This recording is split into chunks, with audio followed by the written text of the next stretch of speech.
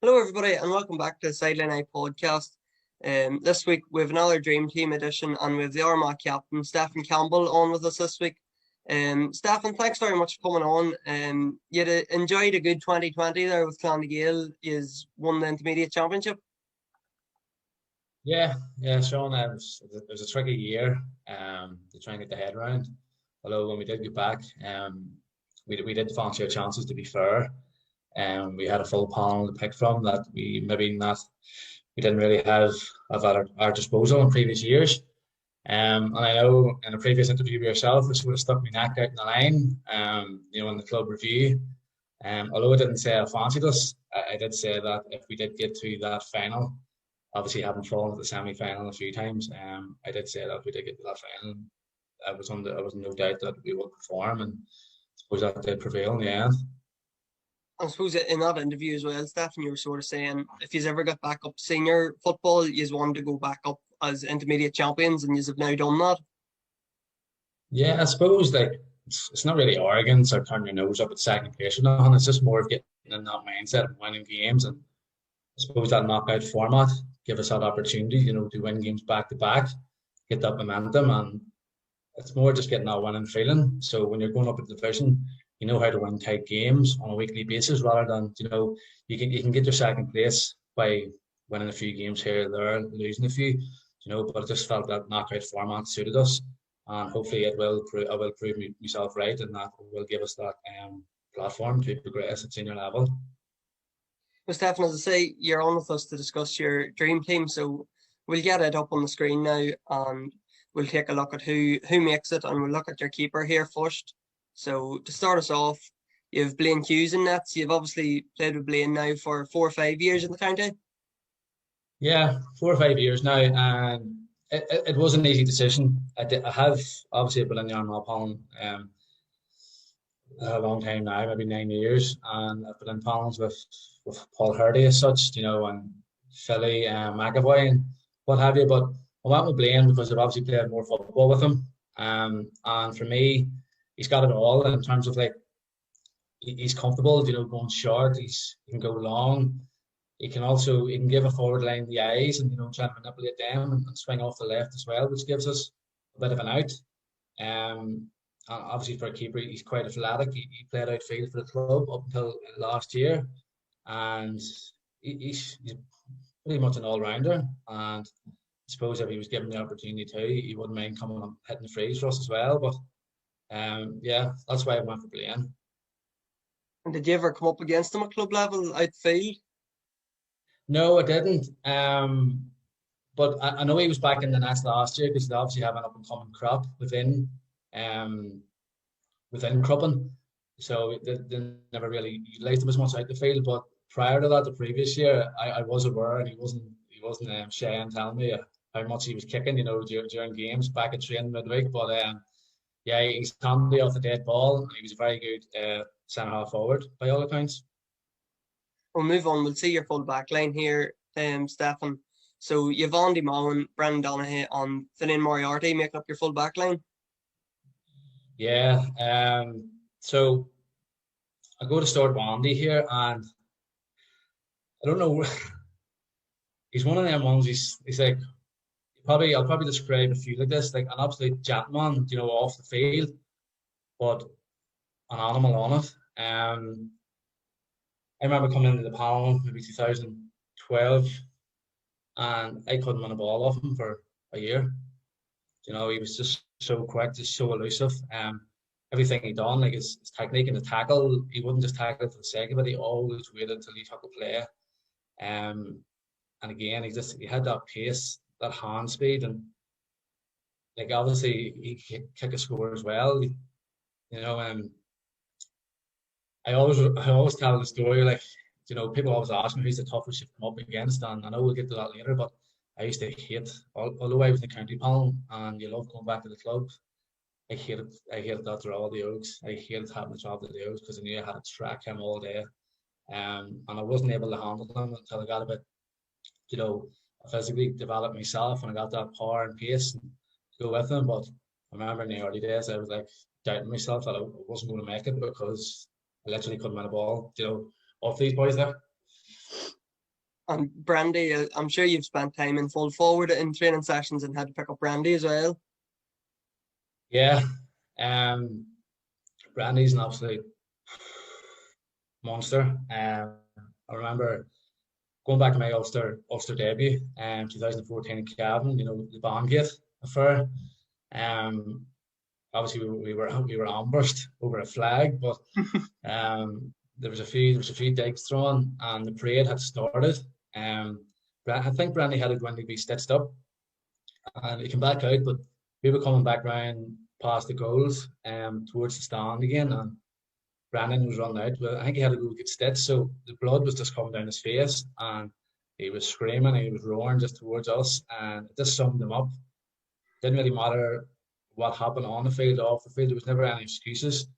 It was just always about the team with Brandon, and I was looking at this maniac coming towards me with blood all over me. It was like I just knew like we were going to win that game. I'm really comfortable, and I suppose we did in the end. But that just summed him up. Brandon could play 3, 6 midfield. You know, 11. He's actually quite a underrated footballer as well, and you know he's 2 very good feet, but he's definitely one of the best. He's the best fullback with his hands starting like. Finn Mo, you'd have got a couple of years in with Finny Moriarty, would you? Yeah, me and Finn actually would travel together. You know, in the earlier days, he was probably looking at me going, "What is this? Who is this man?" Like, you know, a little bit. We some laugh.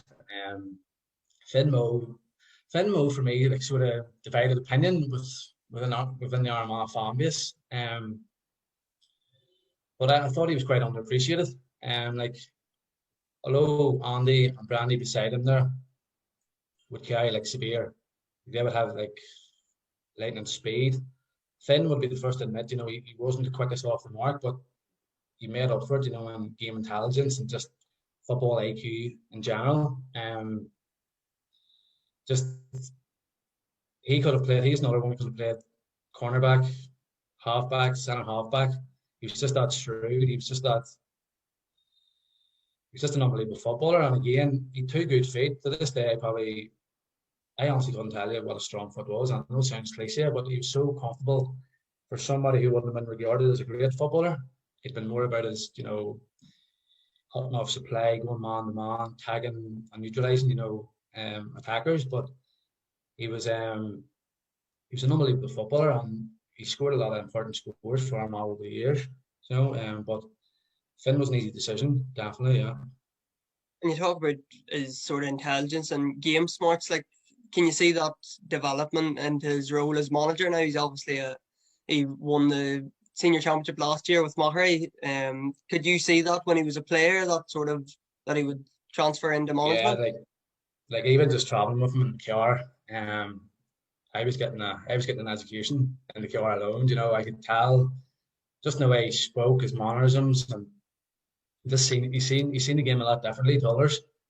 And again, it's no surprise that he's already lifted the championship, you know, in such a short managerial career. I suppose the Mahari ones would like be saying, you know, it's probably a stepping stone of where Finn could end up, depending on what his plans are, you know. But I think he'll go straight to the top. Yeah. We'll see your half back line here then. So you've another strong line here. You've Aaron Kieran McKeever, and then Aidan Falker. Yeah. Aaron's obviously an easy pick. He's another player that he doesn't need any introduction.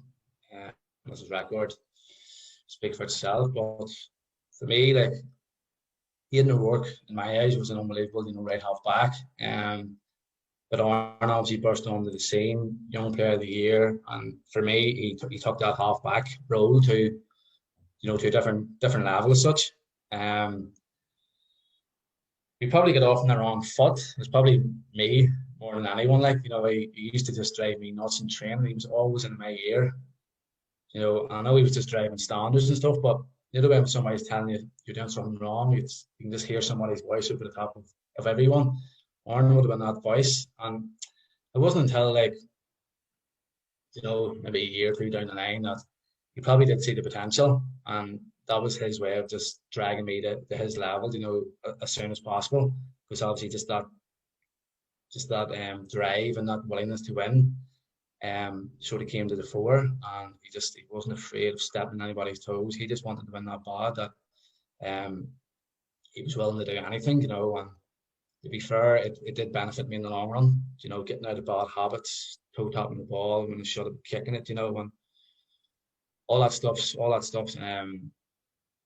it's all learned on the training field, you know. And McKeever then, as I said, start you're the Armagh captain now. When you come in, I think McKeever probably was the captain at that stage. You said you made your debut in 2014. I think he was the captain.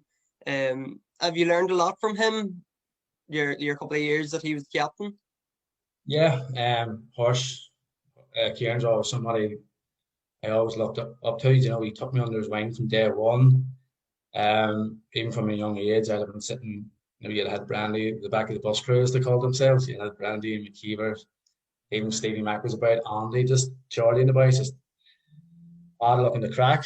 And I was just plopping in the middle of them, you know. And Horse was just always about putting the team first. He was another one, like AIK, just driving that standard. If he'd seen something that he didn't appreciate or it wasn't going to benefit us, he wouldn't have been long telling you, he wouldn't have been long pulling you to the side. And if it took him for you, not to embarrass you, but call you out in front of the whole squad, if he kept making that same mistake, that's what it took. You know, he was another player where he could have played in the full-back line. Kieran, again, if you'd have played him last man with 60 yards of space in front of him, it wouldn't have fazed him at all. He wouldn't have been the type of player to call back cover. But again, I just preferred him at 6 because obviously you felt a lot more protected. His reading of the game was so good. And he was also a very good and underrated footballer. He had a very good two good feet, and I just enjoyed him, you know, when he was dictating that tempo from the half back line, more so than just his own goal. And Aidan Falker, obviously you're still playing with Aidan at the minute with Armagh. Yeah, my old mate Aidan, again, I know I'm repeating myself here, but you could play him anywhere. We've seen that in the club season this year. I think he outscored me, but he just loves playing football. You know, it doesn't matter if he's man marking that marquee forward as such, like a McManus or a Murphy, or if he's kicking scores from wing half back, or even as you've seen for the club, he's rattling the net, you know, for Mahi. Johnny doesn't matter to him. It's probably a common trend. You know, a lot of the players I've named so far have all put the team first, and that's probably the biggest trait that I've learned, you know, maybe in my role as captain. The team always has to come first, you know, if that's me coming off the bench or whatever. But Aidan just epitomises that. He's just constantly seeking that, you know, that mental edge, that physical edge, just to make himself better.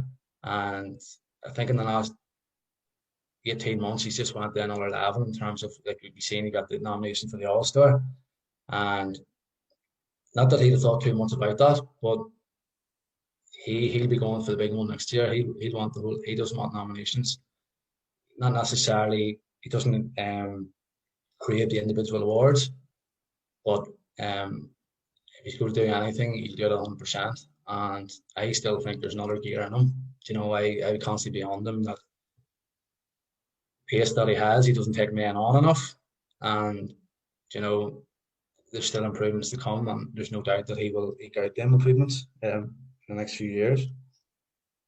We'll see your midfield here then, Stefan. So you have Charlie Vernon and you have your own club man, Ronan Austin there. Charlie, obviously played with Charlie for Armagh for a couple of years, but you also won a Railway Cup with Charlie with Ulster as well. Yeah, I did. Known Charlie a long time. Another man, just gentleman off the field, seen you on the field, he just run clean over the top of you.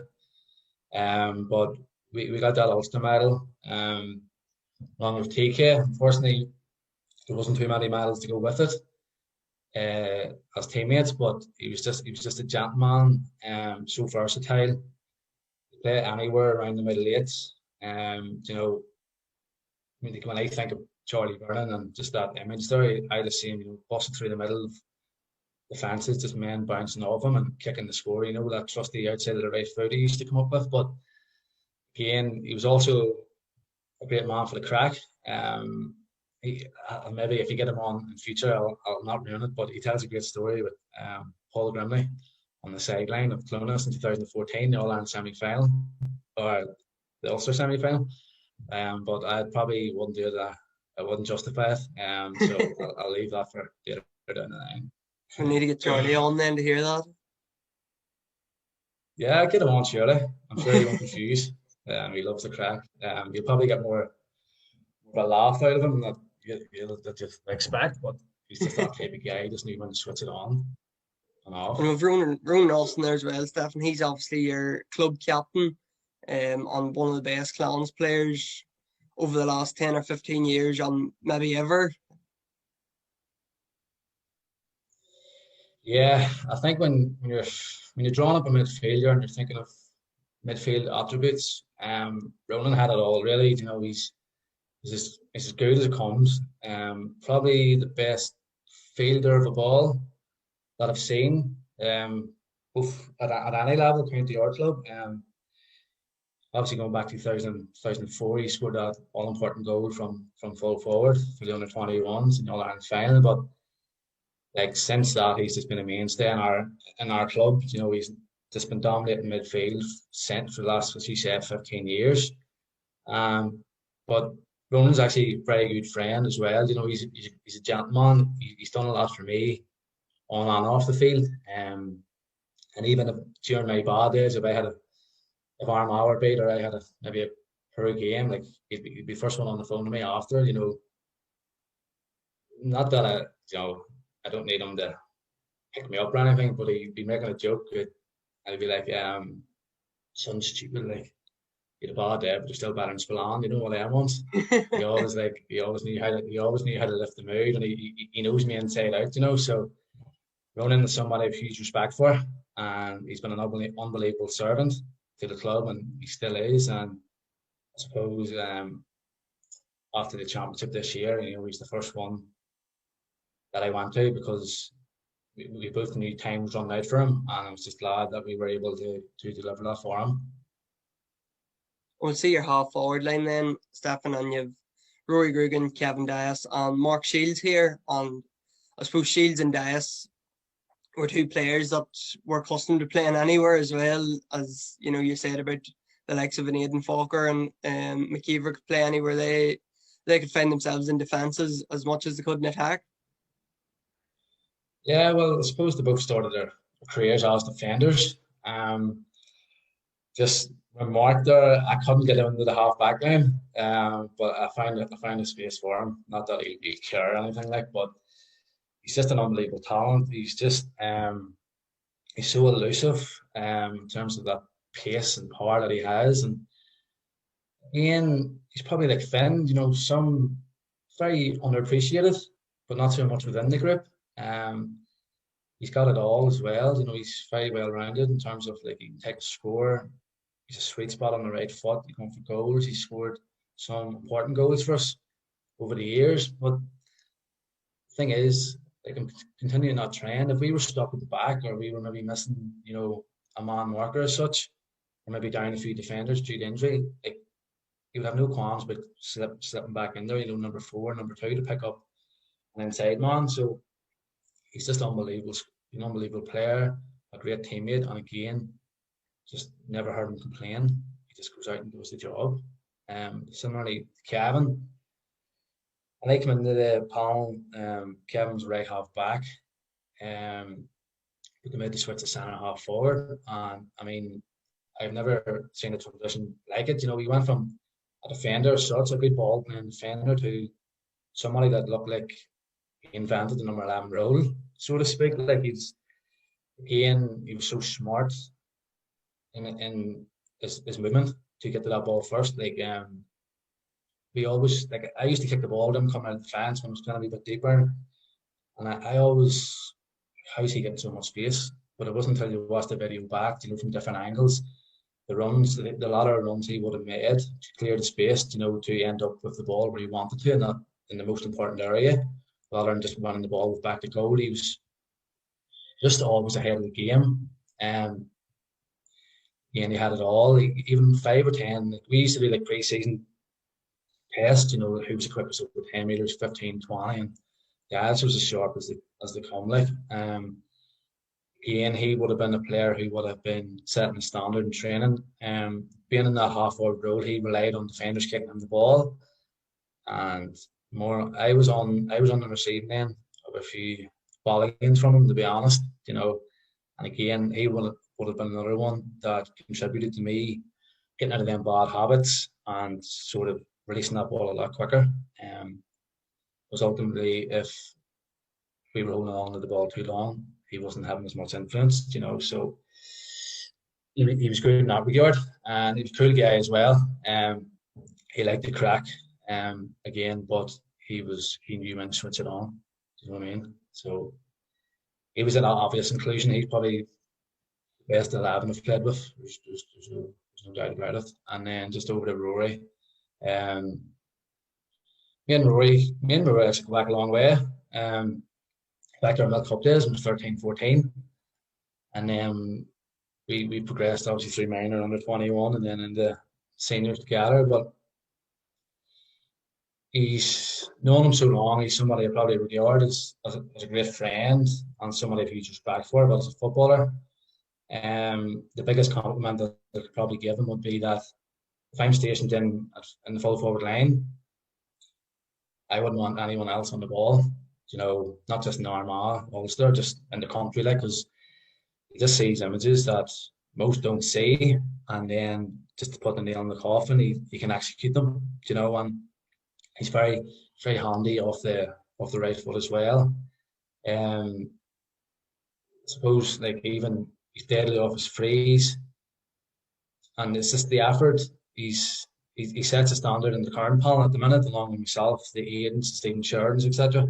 You know, he's putting that effort in away from the training field, and you probably see him more than me. You know, on the field, like, if he could kick every day, he would, and you know, it does show. It does show on match day because he's just so accurate and the standards are just so high.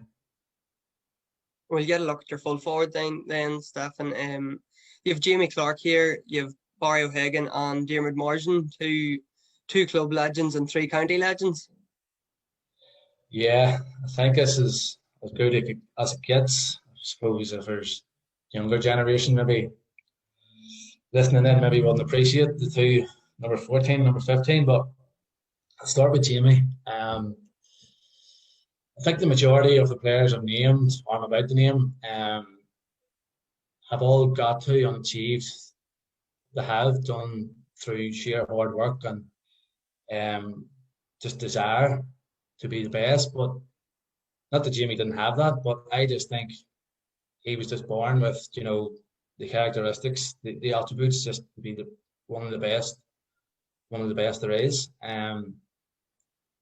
He's just an unbelievable. I remember him as good as Andy Mullen was, and before I broke into the Armagh team, or even the Armagh squad, I used to watch training on the side. Couldn't get a game in the 30, and I was sort of starstruck in a way, you know, just being in Jamie's company, just watching him, the battles that him and Andy Mullen would have had. He's just like a complete package in there. He had the pace, the strength. There's probably an underrated area of his game. You know, when did you ever see Jamie get knocked off the ball? He could handle himself. I know there was rumours going about and he never done any gym work and he never done that, but he was as strong as the game on the ball, and he had that sort of edge to his game as well. You know, he was nasty enough when he wanted to be. Again, just anytime he wanted to grind, or he's not the grind, he just had an ability to get up off the ground for a split second, and I've just never seen that before. He blew my mind, and I suppose he's just a bit of a freak, like, you know. And is he somebody, like, watching on and seeing his battles with Andy Mullen must have been incredible, but is he somebody that you could have learned a lot from, just sitting watching his movement and watching the way he played? Yeah, well, Jamie obviously came, you know, he was so obsessed with winning as well. Coming from Cross, all he wanted to do was win medals, win Ulsters, win All Irelands. You know, that's where he genuinely believed he should be playing football at. And at the start, we clicked. Obviously, two Liverpool fans know, and that sort of bond grew. We ended up in Armagh together in New York, and he's still a great friend. I love playing with him, because he probably didn't like, his handling was unbelievable. You know, you could have given him any ball he wanted, whether it was above his head or low, he would always give the right ball in return. He had a bit of a reputation that he was greedy, but not for me. He was a team player. But again, his movement, similar to Das, was scary. His trademark was like, trying to win the ball out front, and he could just stop that dead and reverse, back paddle, and that's why he got so many goal opportunities. He was unbelievable.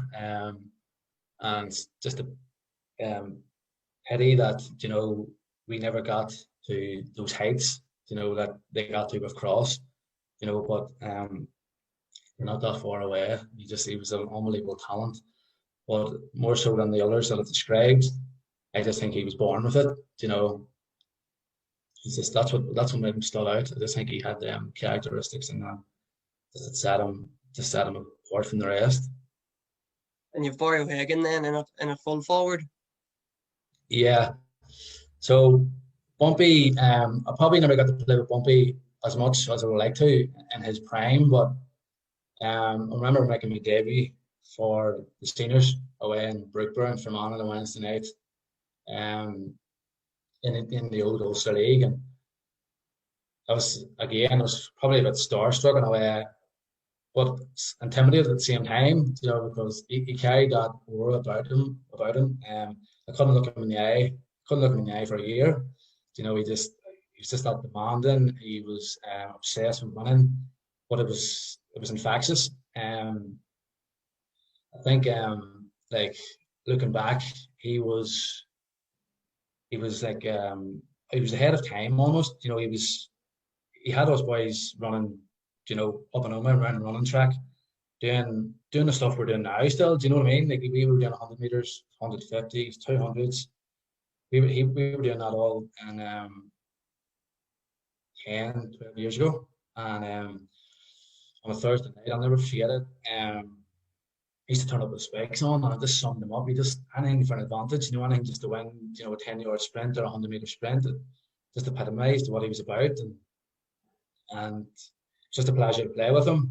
He did come out of retirement, and he came back again, and played another couple of years with him, and he sort of played closer to me rather than feeding me, and I learned a lot off him in terms of he just never gave up.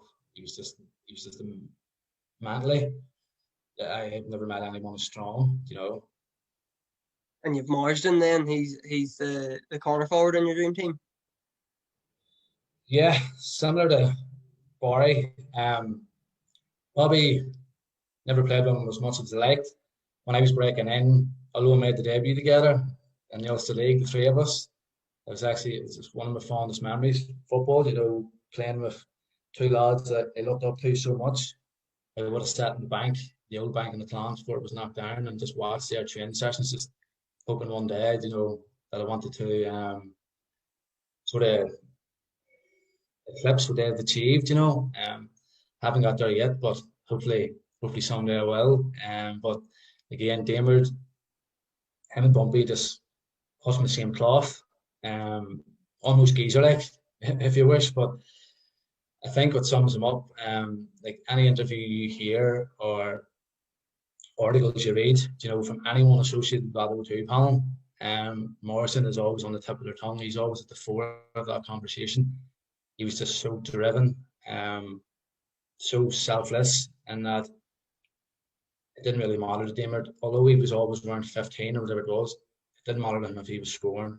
He just wanted to win, and it was a pleasure to play with him. It's a pleasure to play under him now.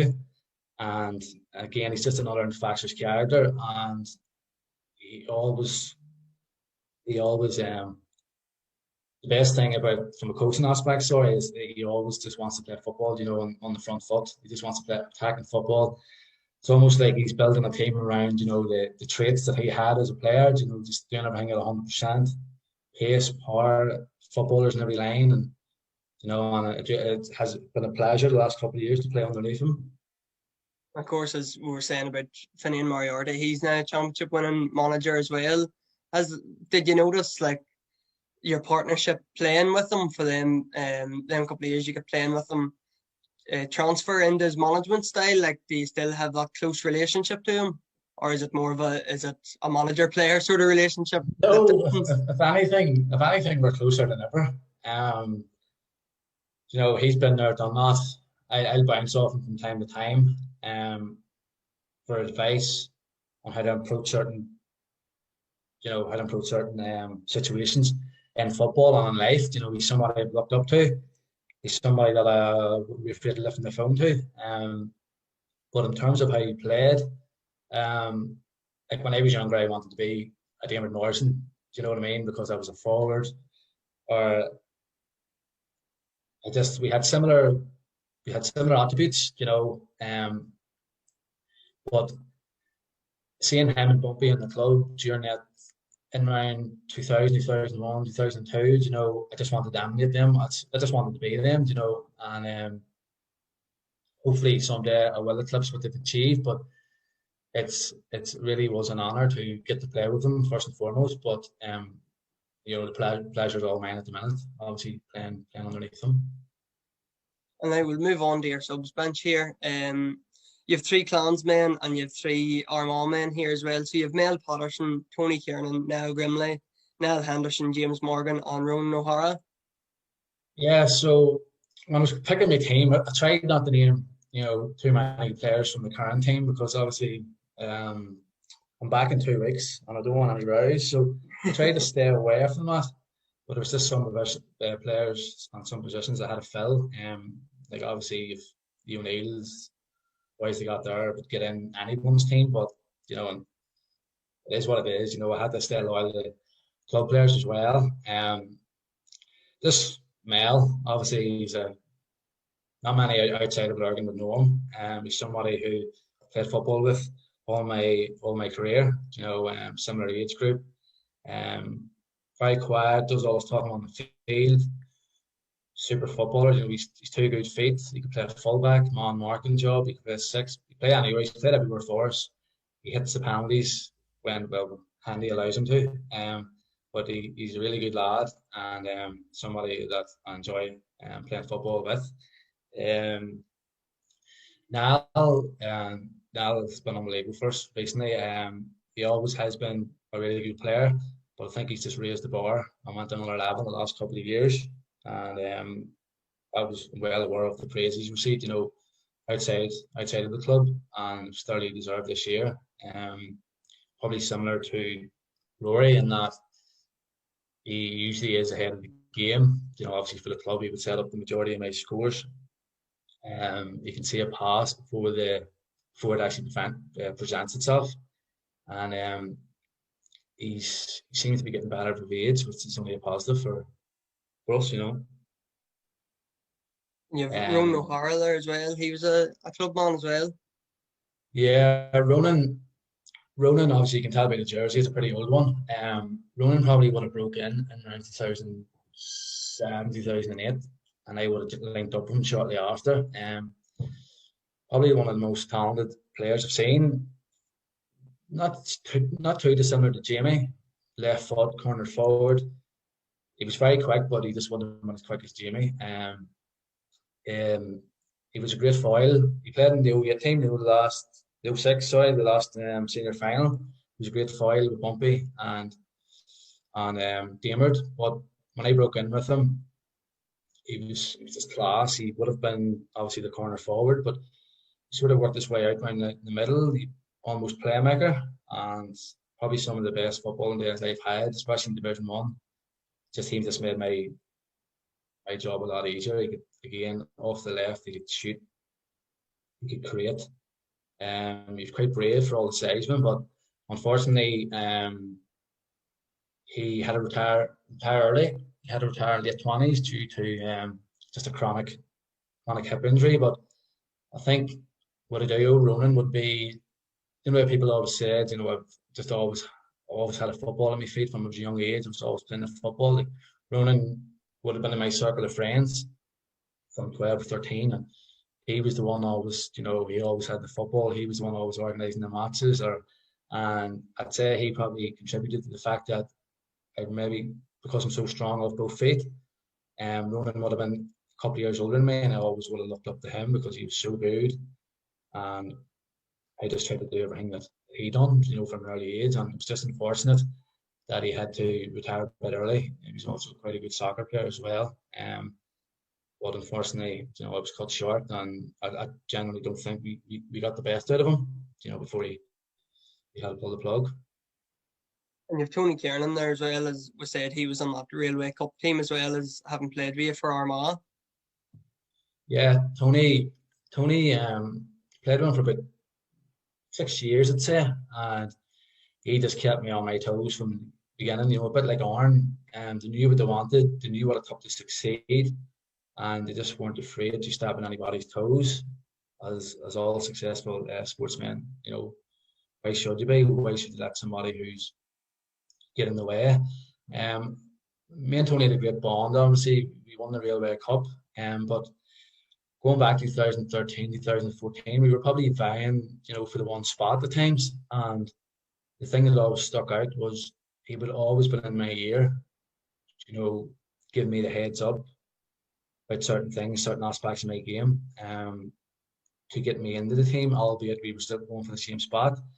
And it surprised me because before I knew him, I just thought, he had a bit of an aura about him, cockiness, maybe that bit of arrogance. But Tony, he wanted the best for me. He wanted the best for Armagh, and he's played a huge part in my development. And you've now Grimley and James Morgan then, who obviously are still on the Armagh panel that you're playing with. Yeah, so I went with Niall. Niall could easily have, jumped in there already at number 8 or 9, but I know he won't fall out over it, so it was sort of the easier exclusion. But he's already a superstar, really. He's represented Ireland down in Australia. He's just a phenomenal athlete. He can play off the left, play off the right, hits his feet out of his hand.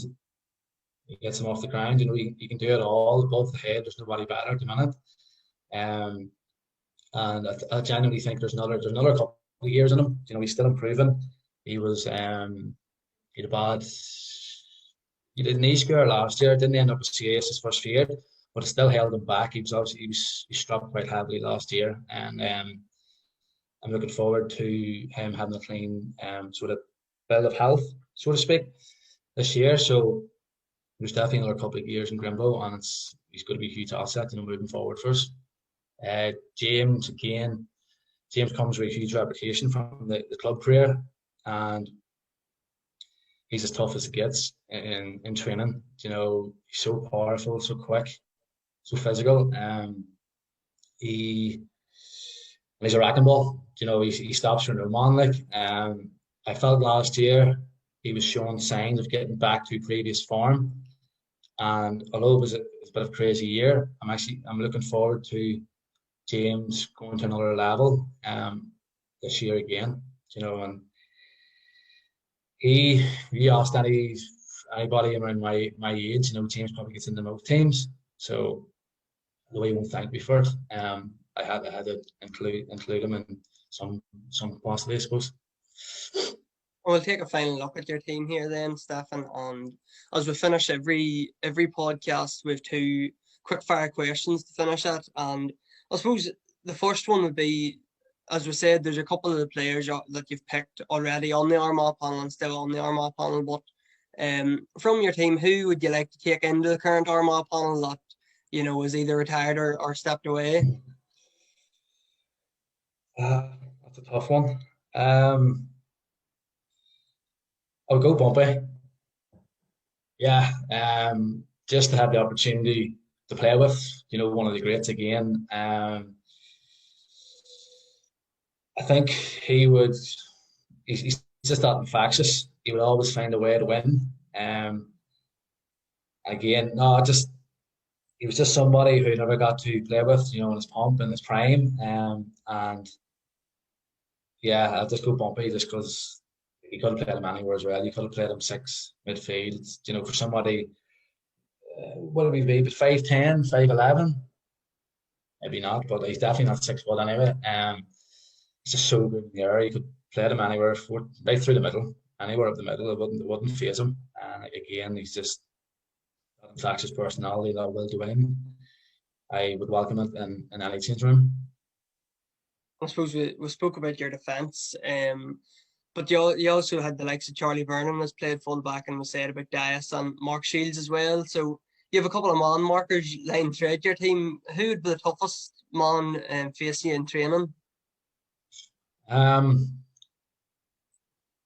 Would have to go Andy, just because I had nightmares about him for years. You know, I didn't even though I was only a kid, I hated going to Armagh training. I hated having to go near him because he was just so good. He was so quick. Even when the odd time he did get the ball, he just took it off me, you know, and he was just going to put it over the board the other end, you know, just playing 1-2s the whole way up. And I've never seen anyone like it really since. I remember we got the pre-season off one year, and we were on the track. We'd maybe a month done pre-season, maybe in 2015. And we had about 5 or 6 weeks, but yeah, about 4 or 5 weeks done the track. And first session back, he just took everybody to trainers, you know, and it just summed them up. He had the running technique, just everything was technical about him. He just perfected it. And as I said earlier, going back to the club, you're going back for maybe, you know, a vote of confidence, you're going back to try and kick a few scores, and that journey down to the Oaks, because I knew obviously he'd been working me, being the county players and stuff. I hated it, you know, and for that reason, I think if you asked a few players in around that time, you know, Andy would probably be up there in one of the best players I've probably ever seen or played with, you know. That's great, Stefan. We'll be back next Wednesday again with another Dream Team podcast with another club player coming on to tell us their best 15 that they've played with. So, Stefan, thanks very much for joining us and describing your dream team to us. No problem, Sean. Anytime. Talk to you soon.